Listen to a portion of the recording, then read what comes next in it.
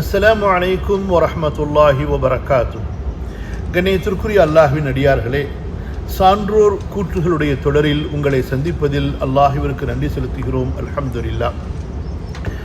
இந்த அமர்விலே இமாம் இப்னு ரஜப் ஹம்பலி ரஹிமஹுல்லா அவர்கள் தங்களது நூல் ஃபதுலு இல்மி ஸலஃப் என்ற அந்த நூலிலே இமாம் முஹம்மது இப்னு சீரீன் ரஹிமஹுல்லா அவர்களை பற்றி அவர்களுடைய மாணவர் மஹ்தி இப்னு மைமூன் அறிவிக்கக்கூடிய ஒரு சம்பவத்தை பதிவு செய்கிறார்கள்.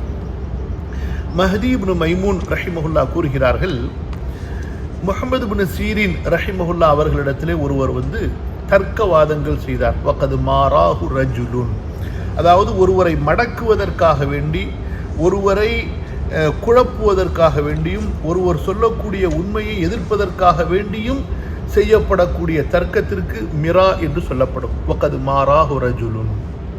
இமாம் முஹம்மது இப்னு சீரீன் இடத்திலே ஒரு மனிதர் இப்படிப்பட்ட மடக்குவாதங்கள், தர்க்கவாதங்களை செய்தார்.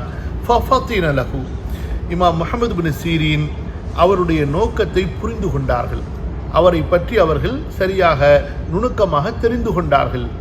அப்போது தங்களிடம் இருந்த தங்களது மாணவர்களை பற்றி சொன்னார்கள், இன்னி அஅலமு மா யுரீத், இவர் இப்போது என்ன விரும்புகிறார், என்ன நாடுகிறார் என்பதை நான் தெரிந்து கொண்டேன் என்று கூறிவிட்டு அந்த மனிதரிடத்திலே சொன்னார்கள்.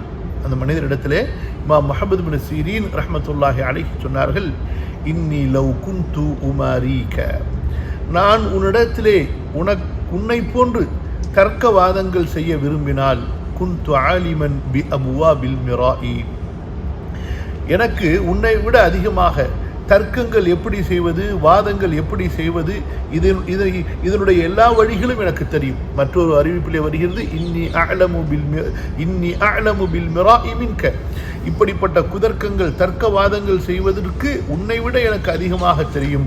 வலக்கின்னி லா உமாரீக, நான் என்றாலும் உன்னிடத்திலே தர்க்கம் செய்ய மாட்டேன், உன்னிடத்திலே விவாதங்கள் செய்ய மாட்டேன், உன்னிடத்திலே நான் போட்டி போட மாட்டேன் என்று அழகிய முறையிலே பதில் கொடுத்துவிட்டு இமாம் முஹம்மது இப்னு சீரீன் ரஹிமஹுல்லா அவர்கள் விலகி கொண்டார்கள்.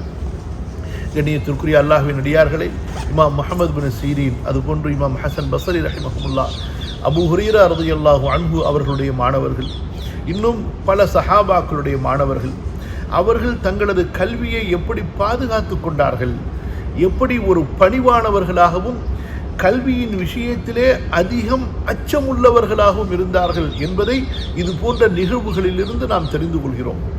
அதாவது ஒரு சாதாரண மனிதர், கண்டிப்பாக இமாம் முஹம்மது இப்னு சீரீன் இவர் எப்படிப்பட்டவர், ஆலிம்களுக்கு கல்வி கற்றுக் கொடுக்கக்கூடியவர், பல முஹத்திஸுகள் ஃபுகஹாக்களுக்கு ஆசிரியர், அப்படிப்பட்ட ஒரு பேரறிஞர், பல ஆயிரக்கணக்கான ஹதீஸுகளை அதுபோன்று ஃபிக்ஹுகளை மனப்பாடம் செய்தவர்கள், சஹாபாக்களிடத்திலே கல்வியிலேயே அவர்கள் ஊறியவர்கள், வளர்ந்தவர்கள், அதிலேயே ஈடுபடக்கூடியவர்கள். அவர்களிடத்திலே தர்க்கம் செய்ய ஒரு மனிதர் வரும்பொழுது அவருடைய நோக்கத்தை புரிந்து கொண்டு, இவர் தர்க்கம் செய்வதனுடைய நோக்கம் உண்மையான கல்வியை, சத்தியத்தை தெரிந்து கொள்வதல்ல, அமல் அல்ல, இவர் பெயருக்காக, புகழுக்காக நான் முஹம்மது இப்னு சீரீனிடத்திலே தர்க்கம் செய்தேன் என்று சொல்வது மட்டுமல்ல, வெளியே சென்று அவரையே நான் மடக்கி விட்டேன் என்றெல்லாம் பேசுவார். இதுதான் இன்றைய காலத்தில் நடக்கின்றது. இப்படித்தான் இந்த ஒரு அடிப்படையை இமாம் முஹம்மது இப்னு சீரீன் ரஹிமஹுல்லா அவர்கள் உணர்ந்து கொண்டார்கள். ஆகவே அத்தகைய மனிதரிடத்திலே தர்க்கம் செய்யாமல் விலகுவதுதான்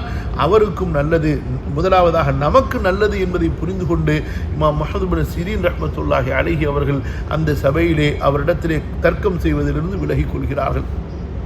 கண்ணியத்திற்குரிய அல்லாஹ்வின் அடியார்களே, ஆம் சகோதரர்களே, இந்த தர்க்கம் இது எப்படிப்பட்ட ஒரு கெட்ட ஆசார், கெட்ட தாக்கங்களை ஏற்படுத்தும், கெட்ட பின் விளைவுகளை உண்டாக்கும் என்பதை அந்த அறிஞர்கள் புரிந்து வைத்திருந்தார்கள். அதன் காரணமாகத்தான் தர்க்கங்களை விட்டு விலகி ஓடக்கூடியவர்களாக, குதர்க்கங்கள் பேசுவதை விட்டு விலகி ஓடக்கூடியவர்களாக, ஒரு மனிதனிடத்திலே எதிர்த்து பேசி போட்டி வாதங்கள் செய்வதிலிருந்து விலகி ஓடக்கூடியவர்களாக அவர்கள் இருந்தார்கள்.